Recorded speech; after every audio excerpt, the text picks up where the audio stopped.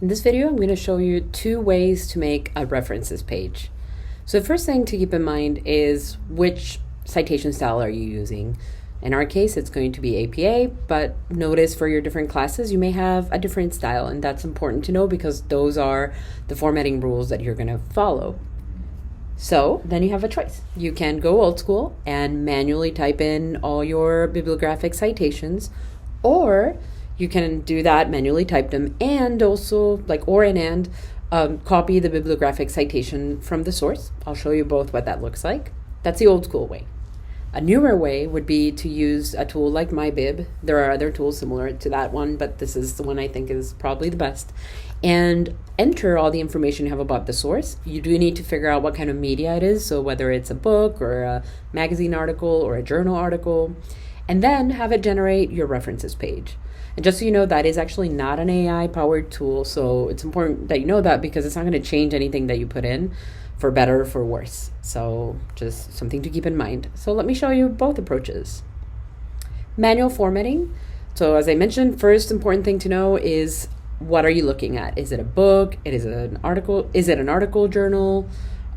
Is it a report on a website? And those get tricky. And why you need to know that? Well, because every format has a slightly different way in which the bibliographic citation, which is what we're looking here at the bottom of the screen, where it says Harlow, comma, H period, F period, and then the year. And then it has a title of the article, and then the title of the journal, Journal of Psychology. Notice how Journal of Psychology, for instance, here is italicized, and then it has these numbers, right? So it's 55, that's going to be the issue, the volume, and then 2 is the issue.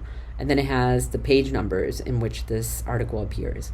This is not the same for, say, an article published in the magazine Time or a newspaper article published in the Seattle Times online.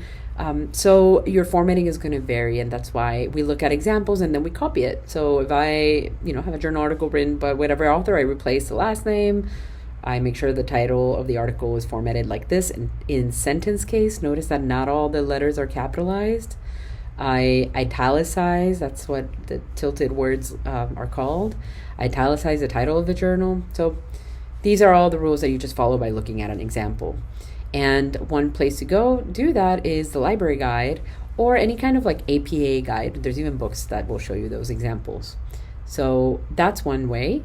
You can do that. And you can also just copy the pre-formatted bibliographic citation if you look up on Google Scholar and look up the article. So I typed in one of the papers that we used in class, and then it shows me all the options and different citation styles. I chose APA, and you just copy and paste this onto a Word or Google Doc where you're starting to make your references page. This is the old school way of doing it. The last step for this, once you've typed up all your references, is that you need to put it in alphabetical order, which you can do manually, but if you have, 10 sources, do you really want to be doing that manually?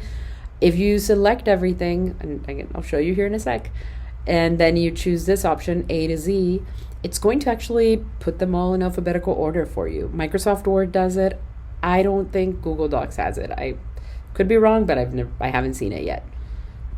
And the very last thing you do is that I'm showing you this way because this is all probably new vocabulary for some of you, but you make hanging indentations, which means you bring forward the last names, but not the rest of the information in the bibliographic citation.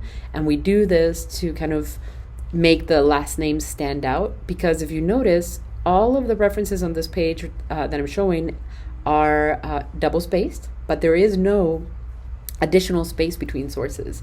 So just so it's not one blob of text, we create this hanging indentation so the last names stand out and it's easier to skim through the page and find a source.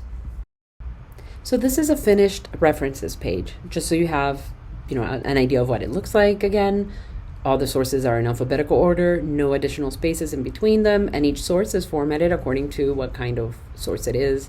Journal article, book. There really aren't going to be books here because we're not, for what we do in this class, we are not going to be reading books to cite.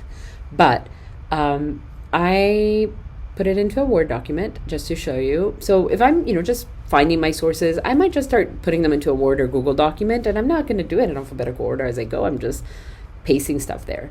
Now, each one, let's assume each one is actually formatted great and it's done correctly. All right, so now what we're looking at is, well, how do we do a hanging indentation? So the first thing is, actually, let's do first thing. How do we put them in alphabetical order? We go here. So I say, yes, go ahead and look. A, B, C, D. So it's all in alphabetical order. That's wonderful. Now, you want to do that hanging indentation.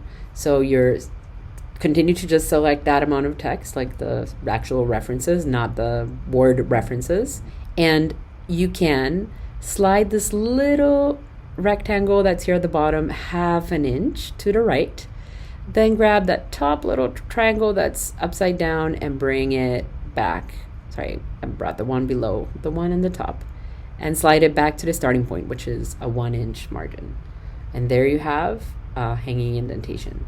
There's other ways, but I think that's like the fastest one for me. And now I put everything, make everything double spaced. And the word references I bring to the center. And that's how you format your references page after you've formatted each individual citation.